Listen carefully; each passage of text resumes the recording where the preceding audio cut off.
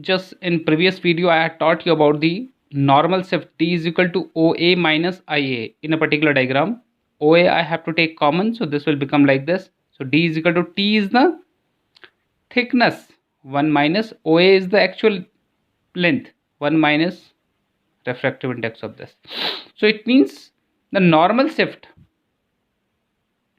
in a position of the object depends, number one, on whom? Real depth of the object. It means depending on T, and it is depending on refractive index of the medium. It is depending on two quantities. Now next, total internal reflection. This is very important. It is total internal reflection. It is not refraction, it is reflection, bouncing back. But how internal means internally it is bouncing back. So how does it happens? This you have to study here.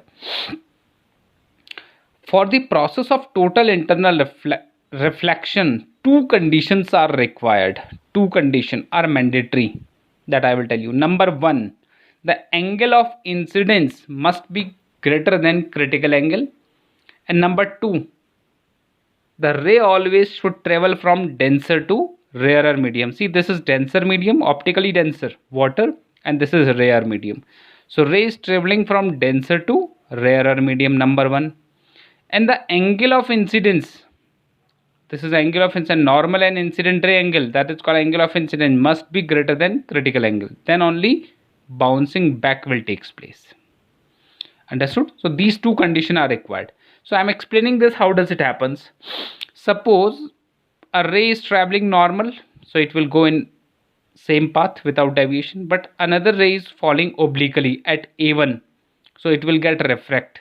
So it means for this angle of incidence, angle of refraction will be more. Now at this A2 point, the angle of incidence has increased, so R2 will also increase. Like this at A3 point, for this angle now, angle of refraction has become 90 degree. This is very important. At this A3 point, the angle of incidence was such a way that angle of refraction is 90 degree. So this angle is only called critical angle. So that angle of incidence for which angle of refraction is 90 degree is called critical angle. So that's why if suppose I will increase the angle of incidence after this further at 0.4, so what will happen? The ray will get bounced back. Ray वहीं वापस हो जाएगी. So this process is known as total internal reflection. So that's why I told you first, what is the condition? Angle of incidence. This angle of incidence must be greater than critical angle. Number one. Number two, ray should go from denser to rarer medium. These two conditions are required for total internal reflection. So what is critical angle? So critical angle is defined as that angle of incidence for which the angle of refraction for any interface is how much? 90 degree is called critical angle for that particular medium. Understood? So for this I am going to derive the expression. Now let's see how expression is being derived here. The ray is traveling in air with respect to B, so that is sin I upon sin R. But for critical angle, I is equal to C, R is equal to 90 degree. So sin R is equal to 90 degree. Substituting the sin R 90 degree, sin C upon sin 90 is equal to refractive index of A, because light is traveling in air from water in this case. So that's sin 90 is equal to 1, so that is equal to sin C. But you know, refractive index of A with respect to B is equal to 1 upon refractive index of B with respect to A. So what it will become? Refractive index of B with respect to A is equal to 1 upon sin C. So like this you can find out the relationship between critical angle and refractive index of the medium. So this is very important keynotes here. You can check.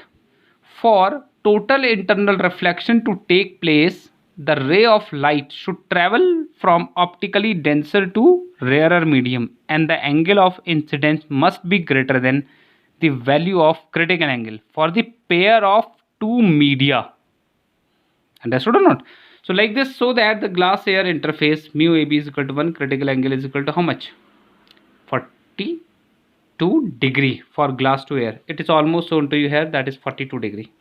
What are the practical application of total internal reflection? This is also important. Practical application of total internal reflection. So total internal reflection, the practical example is as you are observing in a glass prism. Understood? If you have to deviate the ray by 180 degree or by 90 degree, so how I can do without any loss? So this is the application. Suppose I want to deviate the light beam by 90 degree. So what I will use? I will use a glass prism of what? Right angle glass prism. So now this is angle of incidence normally, but at this point, so this angle is called greater than critical angle for glass and air interface. That's why it will get reflect again by 90 degree. So what is the angle between incident ray and reflected ray? 90 degree. So it means if I want to deviate a ray by 90 degree without any loss of energy, then I have to use a prism. Suppose I want to deviate by 180 degree without any loss of intensity.